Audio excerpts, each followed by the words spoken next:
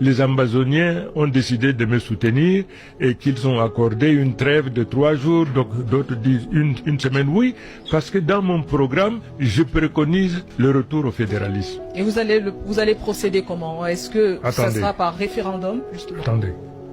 Non seulement le retour au fédéralisme, je libère tous les prisonniers politiques. Quelle que soit la faute qu'ils aient commise, je les libère d'abord pour ceux qui n'ont pas eu du sang entre les mains, amnistie totale, mais pour les autres dans une deuxième phase. Parce qu'il faudrait que les Camerounais sachent exactement qui a fait quoi. Non pas parce qu'on va les condamner, mais il faudrait qu'on leur donne la possibilité de se repentir, de demander, de présenter des excuses, de demander pardon à la nation.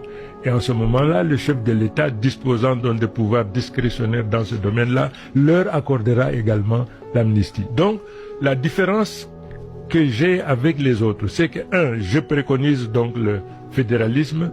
La première année, il faut absolument qu'on y pense. La forme de l'État dépend naturellement de l'écosystème, de l'environnement, des frustrations dont les uns et les autres font l'objet. Alors, je mettrai donc en place immédiatement une expertise qui va nous suggérer la forme viable de l'État fédéral, la forme viable économiquement, humainement. Donc, on me mettra, ces experts, ce sera des juristes, ce sera des historiens, des politiciens, et puis la classe politique. C'est tout ce beau monde-là que je mettrai donc autour d'une table pour que de manière ouverte, que les uns et les autres puissent s'exprimer. Une fois donc qu'on aura dégagé la synthèse, la forme de l'État, en ce moment-là, on dira, par exemple, ce que, d'entrée de jeu, ce que nous allons exiger, c'est que toutes les richesses du sous-sol soient la propriété de l'État. Toutes les richesses du sous-sol. De cet État-là? De la nation. La nation camerounaise. De la nation camerounaise. Toutes les richesses du sous-sol, toutes les richesses minérales, ça appartient à l'État. Disons, ça appartient à la nation. À la nation, oui. Ok. Oui. Maintenant, quant au privilège à accorder aux uns et aux autres en raison de leur présence sur le terroir, voyez-vous, et de la dégradation de l'environnement, des privilèges doivent leur être accordés. C'est-à-dire, on va leur accorder du revenu de l'exploitation, on pourra leur accorder 5%, 10%, 15% en fonction de la dégradation de l'environnement, de la lutte contre la pollution et des dommages qu'ils auront subis. Mais pour ce qui est donc de ces richesses-là, il faudrait absolument que ce soit les richesses qui appartiennent à la nation, à l'État, et l'État ayant donc la responsabilité de gouverner de manière équitable. Ce n'est pas ce qui est fait maintenant, monsieur le ministre? Ah non, pas du tout, c'est pas ce qui est fait. C'est pas du tout ce qui est fait en ce moment. Écoutez, je prends l'exemple de nos richesses à l'Est. Aujourd'hui, une bonne partie, disons que notre richesse est en train d'être pillée par des étrangers. J'ai eu l'opportunité de me rendre à l'Est, à Bertois, à Batouri, un peu partout, dans le cadre de ma responsabilité de ministre en charge de l'emploi et de la formation professionnelle. Vous savez que l'État, j'ai réussi donc à faire passer la loi qui met à contribution tous les étrangers, quels qu'ils soient, les mettre à contribution pour la construction des centres de formation professionnelle. Aujourd'hui, nous avons des centaines de milliers de Camerounais qui ne travaillent pas, non pas parce qu'ils ne veulent pas, mais parce qu'ils n'ont pas été formés. Et les diplômes dont ils sont détenteurs aujourd'hui ne satisfont pas les attentes du secteur de production. C'est donc pour cette raison, dès lors que l'étranger travaille à la place du Camerounais, il faut donc qu'il donne plus de 2 mois de son salaire avec certains avantages. Alors cet argent, je collectais cet argent. L'année dernière, par exemple, j'avais réussi à collecter près de 15 milliards, 14 milliards, 15 milliards. Parti de zéro, j'ai collecté 15 milliards. Cette année-ci d'aventure, j'étais resté au gouvernement. On avait placé la barre jusqu'à 20 milliards. Le problème donc de notre économie, et c'est ça le drame, le problème de notre système éducatif, notre système éducatif, il est mauvais. Il faut le réformer. Il est mauvais parce qu'aujourd'hui, une nation comme la nôtre, qui doit se développer, qui vise l'émergence, n'a pas la main-d'œuvre qualifiée pour faire ce travail. Nous avons des centaines de milliers de jeunes Camerounais avec des masters. Un master ne crée pas de la richesse. Notre économie a formé d'excellents gestionnaires de la richesse. mais nous n'avons pas formé les créateurs de la richesse, ceux qui fabriquent la richesse. Le problème du Cameroun, c'est pour ça, et d'ailleurs c'est pour cette raison, dès mon arrivée à la présidence, les États généraux de l'éducation, il faudrait placer la formation technique et professionnelle sur un piédestal. Toutes les nations aujourd'hui qui gouvernent le monde, c'est pas l'enseignement général, c'est l'enseignement technique et professionnel, l'enseignement technologique et professionnel. Donc dès mon arrivée, il faut absolument les États généraux de l'éducation qu'on construise et qu'on place la formation technique et professionnelle sur un piédestal au même titre que les autres ordres. C'est-à-dire, vous avez l'ordre de l'enseignement primaire, secondaire, supérieur, et il faudrait qu'il y ait également un ordre tout aussi important, sinon plus, en raison du retard qui est le nôtre, l'enseignement technique et professionnel. Il faudrait que l'enseignement technique et professionnel soit, comment dirais-je, valorisé. Pendant longtemps, de l'indépendance jusqu'à présent, l'État n'a pas construit un seul centre de formation professionnelle digne de ce nom. Il y a ce qu'on appelle le SAR-SM. Vous connaissez le SAR-SM? Oui, bien sûr.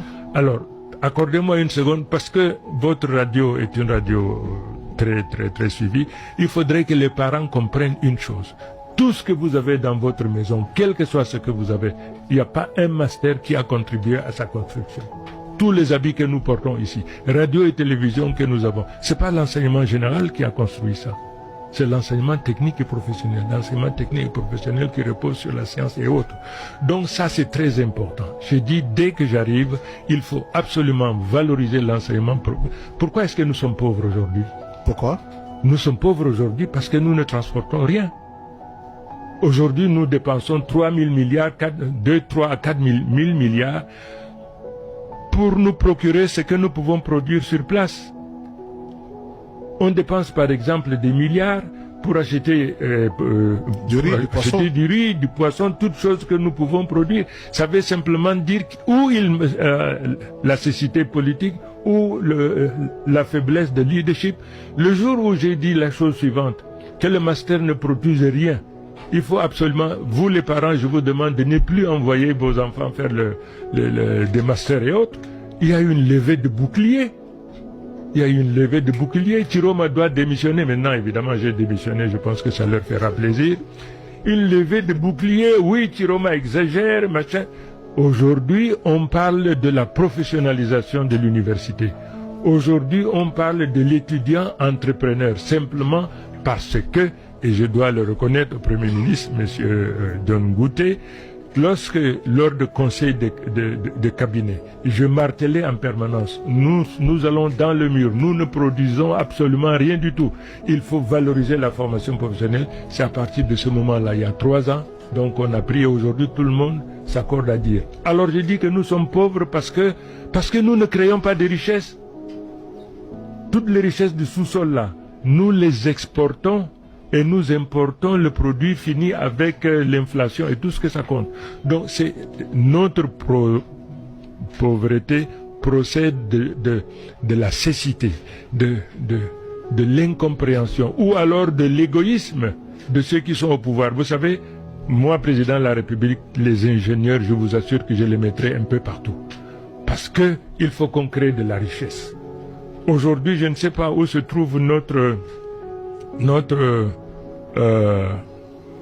balance, c'est pas la balance économique. Non. Les exportations, importations, exportations. Non, pas du tout. Vous savez, la monnaie, oui. Lorsque vous présentez un billet de 1000 francs ou même 5000, il est valable parce qu'il y a l'équivalent or de ces 5000-là qui se trouve quelque part dans notre banque. Je vous donne 500 francs. Avec 500 francs, vous avez le droit d'aller à la banque centrale pour demander qu'on vous donne l'équivalent or des 500 francs que vous donnez. Or, aujourd'hui, notre réserve d'échange, voilà, oui. Le terme que je cherchais, notre réserve d'échange n'autorise pas aujourd'hui, si vous allez à l'étranger, on ne vous permet pas de dépenser comme vous voulez. Pourquoi? Parce que notre monnaie risque d'être un simple papier. S'il n'y a pas équivalent d'or, de l'argent que vous dépensez, votre monnaie ne représente rien. Et aujourd'hui, notre économie respire en raison de l'assistance respiratoire financière des institutions internationales partenaires, le Fonds monétaire, la BAD, l'AFD, ainsi de suite. Voyez-vous? Donc voilà les difficultés, nos difficultés financières, notre pauvreté s'explique par notre incapacité à créer de la richesse exportable, de la richesse vendable. Parce que si nous vendons du riz, par exemple, même au Sénégal, non, disons que là encore c'est un peu le CFA, mais nous vendons par exemple au Nigeria. C'est des devises que le Nigeria doit nous donner pour que, en contrepartie de la richesse que nous allons vendre. Donc, parce que nous ne créons pas de la richesse, nous n'avons pas de la réserve. Notre réserve d'échange, qui doit avoir des dollars, de l'or et tout ce que vous voulez, cette réserve-là, chaque fois que nous achetons quelque chose à l'extérieur, cette réserve diminue. Et la valeur de notre monnaie aussi diminue. À un moment donné, s'il n'y a pas suffisamment de réserves, alors on va dévaluer notre monnaie. Donc pour éviter ça, il faut créer de la richesse. Et pour créer de la richesse, il faut la formation professionnelle. Donc vous comprenez donc le cycle. Vous avez dit que vous mettrez des ingénieurs partout. D'ailleurs, du temps où il était ministre de l'Emploi et de la formation professionnelle, il avait eu justement à dénoncer ce fait-là en demandant aux parents de renvoyer leurs enfants faire des études techniques plutôt que l'enseignement général. Il avait d'ailleurs ressuscité entre guillemets beaucoup de centres de formation ici à Douala d'ailleurs. On l'avait vu à JFN également. Voilà. J'avais dit